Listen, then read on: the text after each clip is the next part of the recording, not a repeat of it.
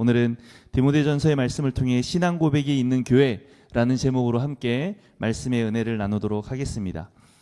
백문이 불여일견이라는 말이 있습니다. 100번 듣는 것보다 한 번 보는 것이 더 낫다라는 의미이죠. 아무리 좋은 것이라 할지라도, 아무리 많이 듣는다 할지라도, 간접적으로 수없이 많은 경험을 한다 할지라도 내가 직접 한번 경험하는 것이 훨씬 더 좋다, 의미 있다라는 말입니다.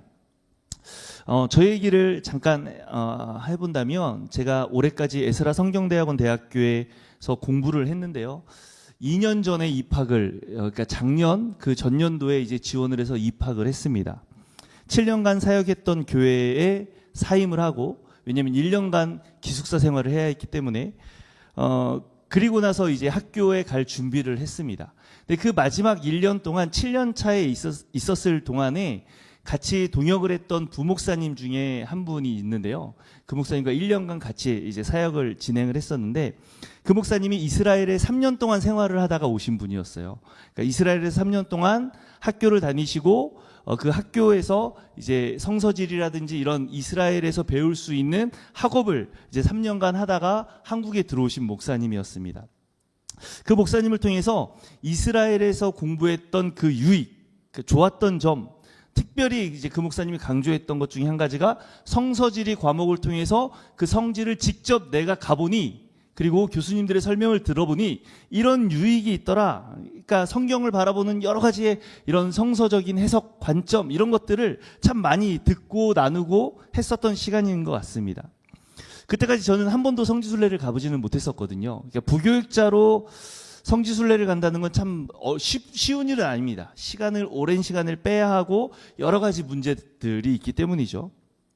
그런데 그 목사님과 1년간 같이 교제하면서 성지에 대한, 이스라엘에 대한 아주 구체적인 이야기들도 많이 듣게 되었고, 참 많은 도전 의식을 불러일으켰던 시간이 아니었는가. 그래서 저는 그때부터 다짐했습니다. 성지순례를 내가 꼭 갔다 오리라. 근데 제가 생각했던 건 에스라 성경대학원 대학교에서 2년간의 성경에 대한 연구를 마치고 난 다음에 성경에 대한 어느 정도의 지식과 성경에 대한 이해도를 높인 다음에 성지순례를 다녀오면 너무 좋겠다, 시너지 효과가 엄청 많이 일어나겠다라고 생각했는데, 이제 그 목사님이 반대하는 거예요. 그걸 성지순례를 2년 후에 가는 건 난 결사 반대한다. 지금 당장 가야 한다. 그러니까 가는 건 저잖아요. 근데 저보다 더 오히려 그 목사님이 발벗고 나서서 꼭 성지순례를 지금 가야 할 이유에 대해서 저한테 브리핑하듯이 막 설명을 해주셨습니다. 모든 일정도 그 목사님이 다 짜주셨고요. 모든 준비의 기반을 그 목사님이 다 도와주셨어요. 그리고 저는 교회를 사임한 그 주에 저희 아들 진원이와 함께 14일간의 성지순례를 이스라엘과 요르단을 거쳐서 자유여행으로 성지순례를 다녀오게 됐습니다. 직접 밟아본 그 땅은 귀로 들었던 것과는 또 다른 느낌을 저에게 주었습니다. 그리고 제가 조금 더 특별할 수 있었던 이유를 지금 생각해 본다면, 성지순례 하면 일반적으로는 보통 이제 패키지로 해서 현지에 계신 선교사님들이나 유학생분들이 이제 성지를 소개해주고 이동을 하게 되는데, 저는 직접 자동차를 빌려서 잘 보이지 않는, 알 수도 없는 그 지도를 켜놓고 그 땅을 직접 제 두 발로 걸어봤기 때문에, 직접 운전을 했기 때문에 이정표에 보이는 예루살렘과 기럇 아르바라든지 이런 성경 속의 그 지명을 직접 제가 운전을 하며 눈으로 보며 그 지역을, 그 땅을 달렸기 때문에 저에게 주는 의미는 조금 더 크지 않았을까. 지금도 이스라엘의 지도가 제 머릿속에 이렇게 입체 평면도 같이 평면처럼 이렇게 떠 있습니다.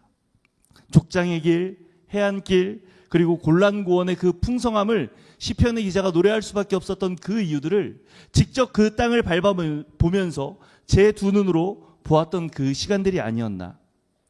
그래서 저는 지금도 후배들을 만나면 두 가지를 꼭 권면합니다. 공부를 하자. 공부를 쉬면 안 된다. 제가 2년간 에스라에서 공부하면서, 공부가 우리에게, 특별히 목회자가 해야 할 당연한 그 이유를, 저는 사실은 사역 중심으로 살아왔었거든요. 근데 2년간 공부하면서, 연구하고 말씀을 깊이 연구하면서 이 공부가 우리에게 주는 그 유익을 너무 마음속 깊이 뼈저리게 느꼈었습니다. 그리고 또 한 가지는 성지순례를 꼭 젊은 나이에 다녀오자. 그 땅을 요즘에는 워낙 잘 돼 있어서 이제 구글이나 이런 데 들어가면은 직접 그 땅을 볼 수 있거든요. 하지만 그 땅을 밟았을 때 우리에게 주는 어마어마한 유익이 제가 해보니까 있더라. 다만 가능하다면 젊은 나이에 직접 우리가 운전을 하고 자유여행으로 그 땅을 밟아보면 좋겠다. 물론 제가 이 모든 일을 할 수 있었던 건 가족들이 후원해주고 서포트해주고 또 가족들이 기숙사 생활 1년 동안 참아주었던 그 헌신이 있기 때문이겠죠. 쉬운 일은 아닙니다. 하지만 그럼에도 불구하고 제가 왜 이런 일들을 힘주어 후배들이나 동역자들에게 말하고 있을까요? 제가 직접 해보니 그것이 주는 유익이 너무나도 크다는 사실을 저의 삶을 통해 직접 깨달았기 때문입니다. 오늘 디모데전서는 그런 의미에서 바울의 삶이 녹아있는 편지가 아닐까 생각합니다. 물론 모든 바울 서신, 바울이 기록한 모든 그 서신들 속에는 바울의 인생이 녹아져 있습니다. 하지만 디모데전서 그리고 디도서와 디모데후서는 목회 서신으로 구분되면서 바울의 목회적 관점, 특별히 오늘 본문은, 그 중에서도 오늘의 본문은 바울이 경험한 그 은혜를 고백하며 사역에 실제로 연결되어지는 말씀이 아닐까 저는 간단하게 생각을 해봤습니다. 근데 이 말씀을 묵상하면서 제게 제일 먼저 머릿속에 스쳤던 건 바울의 인생의 가장 연약한 지점이 어디였을까였습니다. 아마도 오늘 우리가 함께 읽은 말씀 중에 13절이 바로 그 이유를 설명하지 않나 생각합니다. 나는 전에는 비방자였고 박해자였고 폭행자였다. 죄인 중에 개수였다라는 바울의 고백이 왜 바울이 그런 고백을 할 수밖에 없었는가? 그러면 바울의 인생에 자신의 신앙이 가장 연약했던 그 지점이 어디일까를 제가 한번 생각해 보게 되었습니다. 저는 그 장면을 딱 하나의 사건으로 연결한다면 바울이 다메섹으로 향하는 그 순간이라고 생각합니다. 사도행전 9장 1절의 말씀을 보면 바울이 이렇게 말합니다. 바울의 상황을 이렇게 말합니다. 사울이 주의 제자들에 대하여 여전히 위협과 살기가 등등하여 대제사장에게 갔다라고 이야기하고 있습니다. 바울이 그리스도인들을 대하는 태도와 자세를 오늘 사도행전 9장 1절은 말하고 있죠.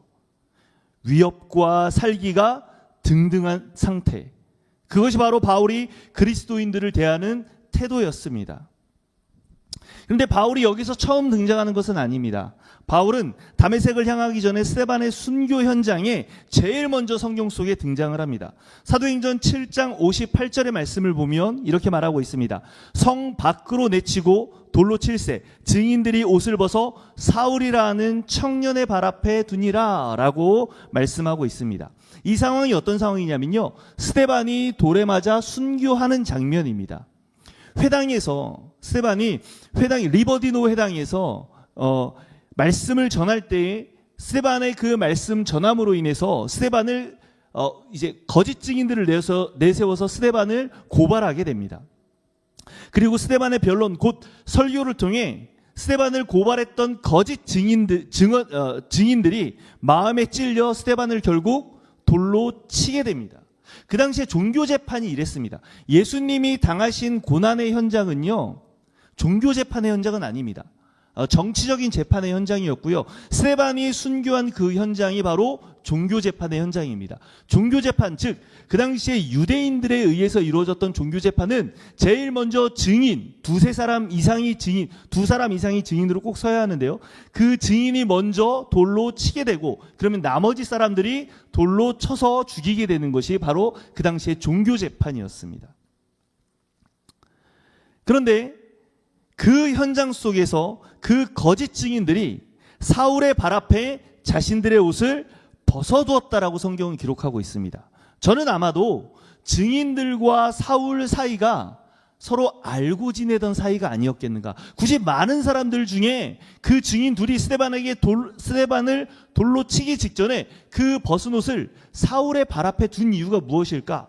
성경 속엔 자세히 기록하고 있지 않지만 아마도 그 두 사람과 사울의 관계가 전혀 일면식도 없는, 전혀 모르는 사이가 아니라 어느 정도 관계가 있는 사이가 아니었을까라고 저는 생각을 해봤습니다.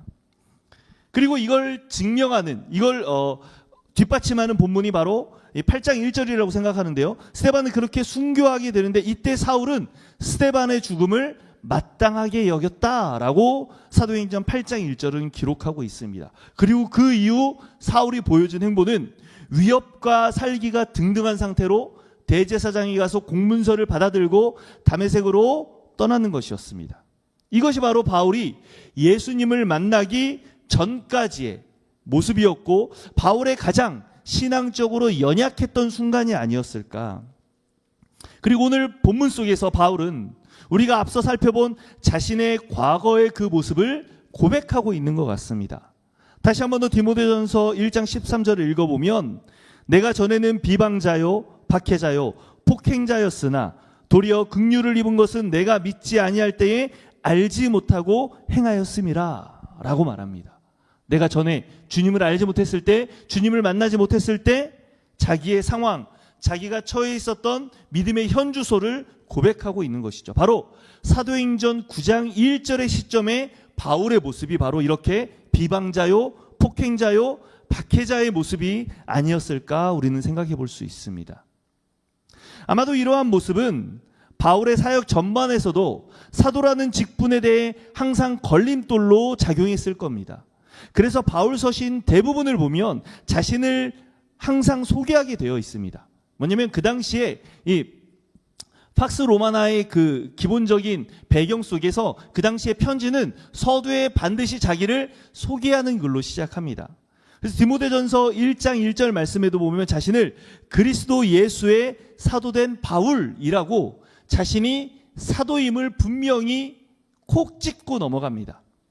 다른 복음서들에서도 똑같은 형태로 보통 기록이 되어 있는데 그 중에서 갈라디아서를 보면요. 갈라디아서는 이 갈라디아 교인들이 바울이 전한 복음을 왜곡되게 가르쳤던 다른 복음 때문에 바울이 쉽게 설명하면 화나서 쓴 편지거든요.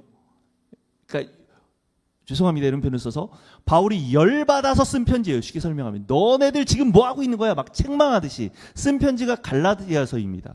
근데 그 갈라디아서 1장 1절을 보면 바울이 자신을 어떻게 소개하고 있느냐, 사람에게서 난 것도 아니요 사람으로 말미암은 것도 아니요 오직 예수 그리스도와 그를 죽은 자 가운데서 살리신 하나님 아버지로 말미암아 사도된 바울은 자신의 사도성을 아주 장황하게 설명합니다.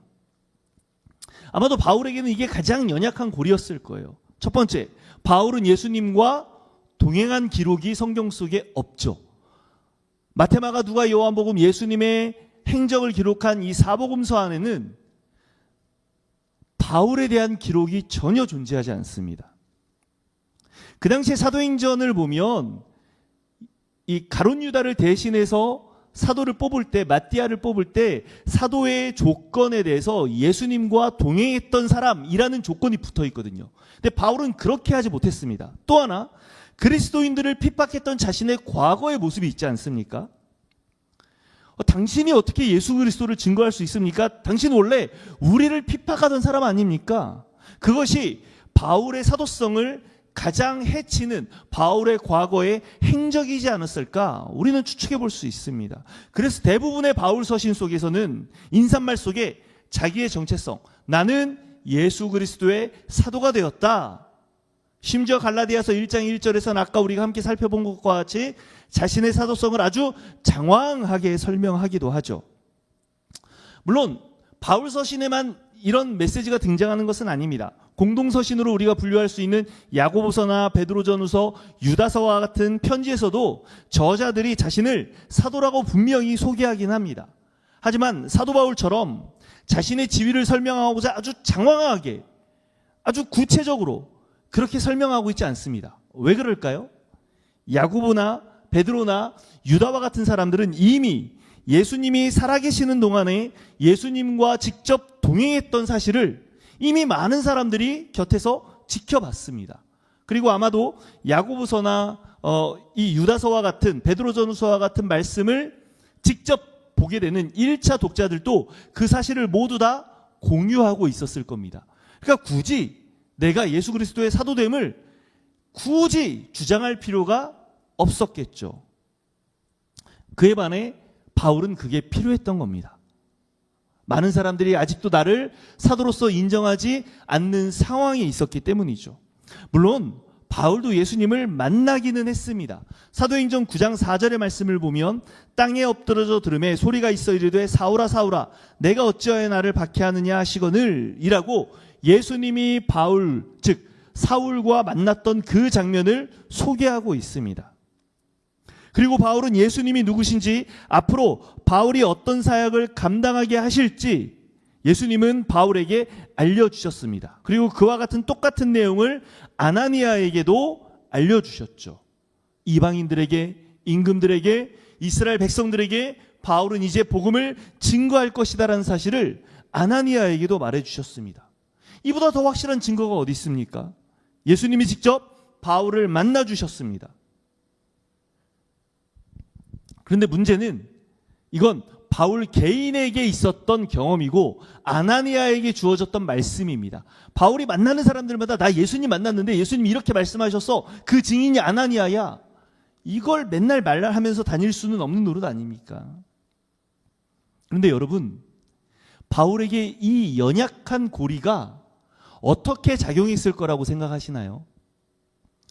바울에게 있어서는 이 사역의 어마어마한 걸림돌이었을 겁니다. 하지만 바울을 통해 처음 예수 그리스도를 만나고 영접했던 사람들에게는 바울의 이 가장 연약했던 고리가 어떻게 작용했을 거라고 생각하십니까? 그 사람들에게, 즉 바울을 통해 예수를 처음 소개받고 예수 그리스도에 대해서 처음 들었던 그들에게는 바울의 이 연약한 고리가 바울의 흠이 아니라 자신들에게는 어마어마한 복음의 소식이었을 겁니다. 왜 그렇습니까? 비방자요, 박해자요, 폭행자였던 그 바울조차도 사랑하시는 예수님 아니겠습니까? 나를 과연 예수님이 사랑하실까? 나의 이런 연약함을 과연 예수님이 기뻐하실까? 아마 이 복음을 들었던 수많은 사람들이 달았던 물음표였고 의문문이었을 겁니다. 하지만 바울을 통해 보여주신 겁니다. 이렇게 연약한 모습이었던 나조차도 예수님은 여전히 사랑하시는구나.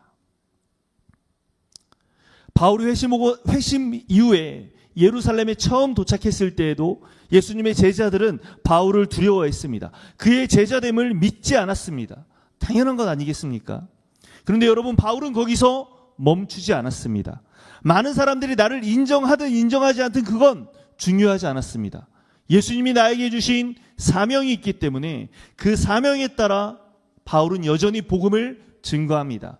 아라비아에 3년 동안, 다메섹에서 10년 동안, 다소에서의 10년 동안 그 시간을 거치고 이후에 바울은 안디옥 교회에서부터 시작해서 1차, 2차, 3차 전도 여행을 마치게 되죠. 그리고 로마의 죄수의 신분으로 끌려갔다가 잠깐 풀려났을 때 바로 오늘 우리가 함께 읽었던 이 디모데의 전서를 기록하고 있는 겁니다. 바울이 그리스도인들을 박해한 지 이미 수년, 오랜 시간이 흘렀습니다. 이제 과거에 연약했던 바울의 모습, 핍박자의 바울의 모습이 오히려 바울의 신앙 고백 속에 예수 그리스도의 사랑이 얼마나 큰지를 반증하는 증거가 되고 있습니다. 잠깐 동안의 변화가 아니라 순간의 변화했다가 다시 원래의 모습으로 돌아가는 것이 아니라 바울은 오랜 기간 동안 예수님이 허락하신 그 사랑 안에서 자신의 신앙 고백의 모습을 수많은 선교의 여행을 통해 보여주고 있습니다. 그렇게 바울은 예수님께 감사할 수밖에 없습니다. 왜요? 바울 자신에게 직분을 맡겨주셨기 때문이고 주의 은혜가 믿음과 사랑과 함께 넘치도록 풍성하게 바울의 삶 속에 주셨기 때문이며 바울 자신을 긍휼히 여겨주시고 오래도록 바울이 돌아설 때까지 참아주셨기 때문입니다. 바울의 이 감사할 수밖에 없었던 이유들, 결국 그 결과 바울은 모든 사람들에게, 많은 사람들에게, 그리고 오늘날까지도 믿음의 성도들에게 본이 되는 사람으로서 최소한 손가락 안에 꼽히는 사람이 되지 않았습니까? 이런 바울의 삶 자체가 바울의 신앙 고백인 셈입니다. 아주 수려한 말들로, 아주 은혜로운 말들로 자신의 말을, 자신의 신앙을 고백해야지만이 신앙 고백이 아니라 바울의 인생 자체가 바로 귀한 신앙의 고백의 모습이었던 것이죠. 그리고 디모데전서 1장 17절에서 바울은 이렇게 하나님을 찬양합니다. 영원하신 왕, 곧 썩지 아니하고 보이지 아니하고 홀로 하나이신 하나님께 존귀와 영광이 영원 무궁하도록 있을지어다. 아멘. 이 말씀은 하나님께 드린 장엄한 송영곡이자 자신의 인생의 방향성을 보여주는 믿음의 고백입니다. 바울의 이 신앙의 고백은 모든 믿는 자들뿐만 아니라 믿지 않는 자들에게도 희망을 줍니다. 왜 그렇습니까? 이 바울의 고백 속에, 바울의 이 찬양 속에 바울의 능력과 바울이 의롭기 때문에 고백할 수 있었던 것은 단 하나도 존재하지 않습니다. 바울의 감사의 이유들 속에 바울이 한 일은 단 하나도 없습니다. 오롯이 하나님이 긍휼히 여기시고 오래 참으심의 결과라는 사실을 우리는 기억해야 합니다. 이 지점에서 과연 오늘 나는 어떤 신앙의 고백을 하나님께 드리고 있는가? 우리의 삶을 돌아볼 수 있기를 간절히 소망합니다. 바울의 이 찬양의 고백, 신앙의 고백이라고 말할 수 있을 거라고 저는 생각합니다. 하나님만을 찬양하겠다는 이 믿음의 고백을 오늘 이 자리에 앉아 계신 우리 성도님들도 하고 계신가요? 대답이 없으시네요.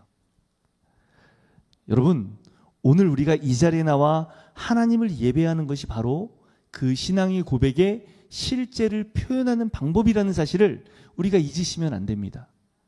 우리는 그런 예배자로 하나님이 우리를 세워주셨습니다. 내가 의롭기 때문이 아니라 바울과 같이 하나님이 오래 참으신 그 결과로 오늘 우리가 하나님의 그 은혜를 입어 이 자리에 나올 수 있었던 것이죠. 우리의 선, 우리의 의로부터 비롯된 것이 아닙니다. 우리는 예배할 수 없고 구원받을 수 없고 고백할 수 없는 존재였지만 하나님의 긍휼하심과 우리가 죄인임에도 불구하고 우리를 오래 참으시고 우리가 돌아오기를 바라시는 하나님의 그 마음에 의해 오늘 우리가 이 자리 가운데 나올 수 있었던 것입니다. 그렇게 우리가 드리는 이 신앙 고백의 이 현장, 바로 이 예배의 자리를 우리는 소중히 여겨야 합니다. 바울의 자신의 인생을 다 드려 하나님을 경외하며 경배했고 복음을 위해 자신의 생명까지도 아끼지 않았듯이 오늘 우리는 이 예배의 자리를 위해 바울의 그런 태도를 닮아가야 합니다. 그래서 우리는 진정한 예배자로 거듭나야 합니다. 연기자가 되어서는 안 됩니다. 근데 제가 거듭 말씀드리지만 1년 365일 중에 52일만 우리가 연기를 잘하면 신앙이 좋은 사람으로 착각 속에 살아갈 수 있습니다. 심지어 우리의 연기가 얼마나 탁월한지 나 스스로도 속일 수 있어요. 내가 하나님을 이렇게 잘 믿는 사람이지. 한순간 내 연기에 도취돼서 취해버려서 내가 그런 사람인 줄 착각한 채 그렇게 우리는 예배자가 아닌 연기자로 전락해버릴 수 있습니다. 우리는 우리의 신앙을 그래서 늘 돌아봐야 합니다. 나는 연기자인가 예배자인가? 바울에게는 확신이 있었습니다. 내가 변화하는 데 필요했던 것은 오직 하나님의 은혜였고 긍휼이었고 오래 참으심이었다. 그것 때문이었다라는 겁니다. 이 점이 바울로 하여금 자신 있게 디모데에게 권면의 말을 할 수 있게 만들었던 겁니다. 내가 경험한 예수 그리스도. 오늘 우리들도 예수 그리스도를 내가 직접 경험함으로 오늘 이 시간 예배 자리 가운데 나왔음을 고백해야 합니다. 내가 만났던 예수님은 어떤 예수님이십니까? 어떤 하나님이십니까? 바울은 디모데에게 이 교훈을 가지고 선한 싸움을 싸우라고 자신 있게 권면합니다. 내가 경험한 예수 그리스도를 증언하고 있는 겁니다. 다시 한 번 더 상기시켜드리자면 디모데전서는 목회 서신입니다.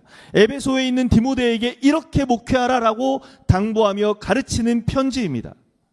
이 권면의 말의 기초는 바울 자신의 위대함에 있지 않습니다. 바울 선교의 성공에 있지 않습니다. 오히려 자신은 비방자였고 박해자였고 폭행자였다라는 사실을 거듭하면서 오로지 하나님의 긍휼하심의 결과, 오래 참으심의 그 은혜 때문이라고 고백하고 있는 것이죠.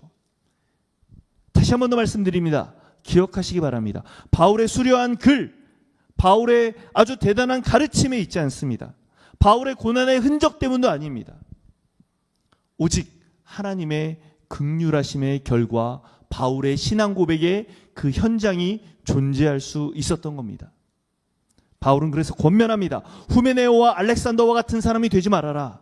그들은 어떤 사람입니까? 양심을 버렸던 사람입니다. 믿음에 관해 파선했던 사람입니다. 그래서 바울은 그들을 사탄에게 내어주었다라고 말합니다. 사탄에게 내어주었다. 교회적으로 치리를 했다라는 말이라고 보통 일반적으로 해석을 합니다. 그러니까 교회에서 쫓아냈다는 의미입니다. 공동체를 흐리기 때문에 오늘 내가 올바른 예배자가 되지 못하고 참된 신앙 고백의 현장인 이 예배 자리에 올바로 주님을 만나지 못하면 나로 인해 또 다른 누군가의 피해자가 발생할 수도 있습니다. 그래서 우리는 우리 스스로를 점검해야 합니다. 디모데전서 우리 지난주에 1장 3절에서 11절의 말씀을 함께 나눴죠. 다른 교훈으로 인해 교회를 어지럽히는 사람들, 그래서 우리는 올바로 가르쳐야 한다라고 말씀드렸습니다.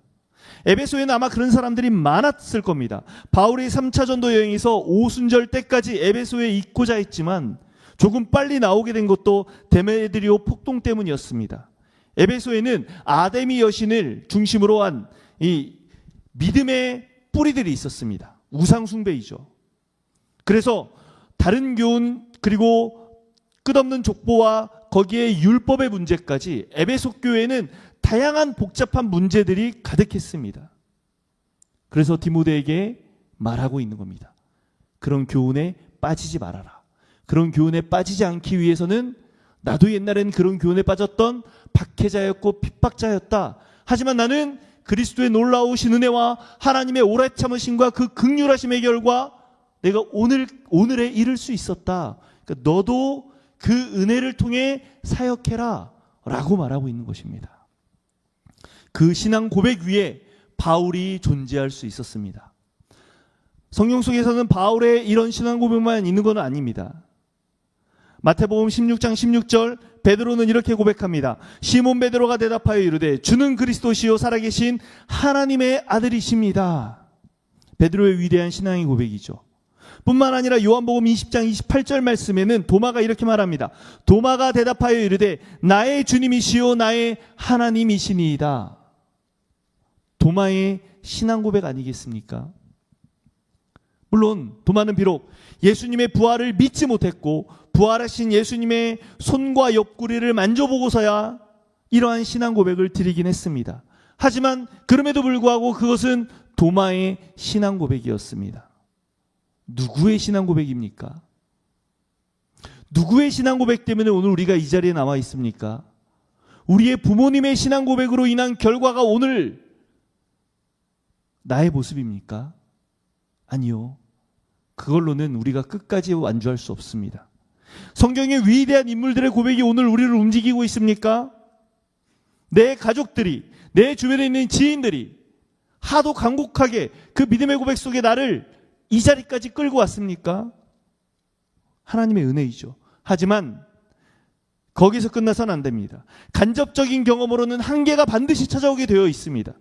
누군가를 통해 전해들은 고백만으로는 우리의 믿음의 경주를 완주할 수 없다고 저는 생각합니다. 불가능합니다. 구약의 위대한 지혜자였던 욥은 자신의 모든 고난의 과정을 통과한 후에 이렇게 고백합니다. 저는 이 욥의 신앙의 고백을 너무 위대하다고 생각하는데요. 욥기 42장 5절의 말씀에서 욥은 이렇게 고백합니다. 함께 고백해 보도록 하겠습니다. 내가 주께 대하여 귀로 듣기만 하였사오나 이제는 눈으로 주를 배움나이다. 도저히 이해가 되지 않는 고난의 연속 속에서 아무도 자신의 편을 들어주지 않았던 그 상황 속에서 마치 세상에 나 홀로 남아있는 것 같은 그 상황 속에서 자신이 생각했던 정의와 정반대로 흘러가는 자신의 인생 속에서 물음표를 달았을 때 하나님은 그 이상의 대답을 주십니다. 바로 창조입니다. 욥기는 이걸 이해하지 못하면 해석해낼 수 없습니다. 무엇을 말하고자 하는 것일까? 하나님의 원리는 내 옆에 있는 사람 혹은 성경 속의 위대한 인물 속에 존재하는 것이 아니라 하나님의 창조의 그 원리 속에 존재합니다. 그 창조의 원리는 특정한 누군가에게 허락된 은혜가 아니라 이 땅을 살아가는 우리 모든 사람들에게 주어진 보편적인 하나님의 은혜라는 사실입니다. 욥은 지금까지 자신이 누렸던 그 모든 하나님의 은혜가 어디로부터 왔는지를 정확하게 이해하지 못했던 것 같습니다. 그리고 그 모든 섭리가 욥을 위한 일방적인 하나님의 사랑이었음을, 내가 할 수 있는 일이 아니라 하나님이 일방적으로 욥 자신을 사랑하셔서 주셨던 그 모든 환경을 드디어 자신의 눈을 들어 지금까지 귀로만, 지혜자들의 말을 통해서 귀로만 듣기만 했던 그 은혜를 드디어 눈으로 볼 수 있었던 겁니다. 그 은혜가 뭐라고 생각하십니까? 2배 넘게 주셨던 하나님의 그 놀라운 그게 욥이 바라봤던 하나님의 은혜였을까요? 네, 성경을 잘 보십시오. 욥이 그 은혜를 고백했던 때와 하나님이 그 부를 허락하셨던 그 순간을 보면, 시간순을 보면 욥이 은혜를 보는 것이 우선이고 부를 받는 건 그 이유입니다. 욥이 봤던 것은 무엇일까? 저는 욥이 봤던 것이 이것이라고 저는 생각합니다. 이 아침 12월 오늘이 며칠이죠? 15일. 이 아침 현관문을 열고 어떤 느낌을 받으시면서 교회에 오셨습니까? 아주 추운 냉기 속에 춥다 하면서 현관문을 열고 나오지 않으셨습니까? 그 추위를 통해 하나님의 섭리를 우리는 고백해야 합니다.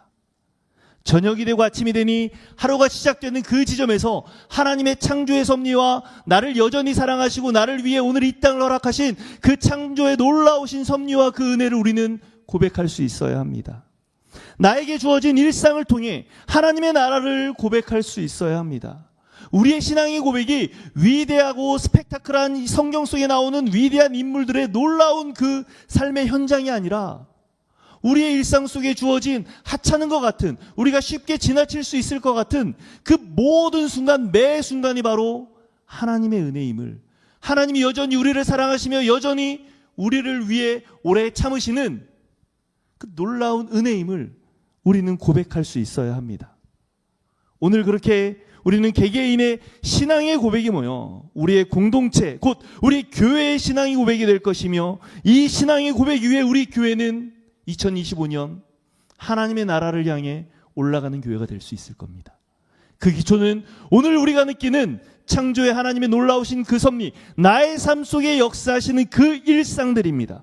바울에게 허락됐던 그 복음을 증거하는 그 일상이 아니고, 욥에게 허락했던 그 고난의 삶도 아니고, 베드로가 예수님과 동행했던 그 순간들도 아닙니다. 도마는 예수님을 의심했다 돌아선 그의 일상 속에서 자신의 신앙을 고백했습니다. 저는 욥이나 베드로나 바울과 같은 그런 신앙의 고백보다 도마의 신앙의 고백이 우리의 신앙의 고백과 가장 맞닿아 있지 않을까라는 생각을 해봤습니다. 여전히 연약하고 여전히 부족하지만, 그러나 나의 그런 일상생활 속에서도 여전히 하나님은 일하고 계시며 그 창조의 섭리 속에 우리를 오늘 또 이 자리에 위치시키시고 그 모든 창조의 원리를 바로 나 하나 연약한 인간 때문에 만드신 하나님의 놀라운 그 섭리를 오늘 또 우리는 체험하면서 살아가고 있습니다. 그렇게 오늘 우리의 하찮은 것 같은 우리의 이 일상이 우리의 신앙의 고백의 현장이 되어야 합니다. 오늘 우리에게 허락된 삶의 자리, 하나님이 우리에게 허락하신 그 일상의 삶의 자리에서 나의 신앙의 고백을 올려드릴 수 있는 그런 우리 귀한 성도님들, 또 우리 교회가 되기를 간절히 소망합니다. 우리 공동체가 되기를 간절히 소망합니다. 그리고 하나님은 그 신앙의 고백 위에 바울과 같은 놀라운 역사를 이루실 것입니다.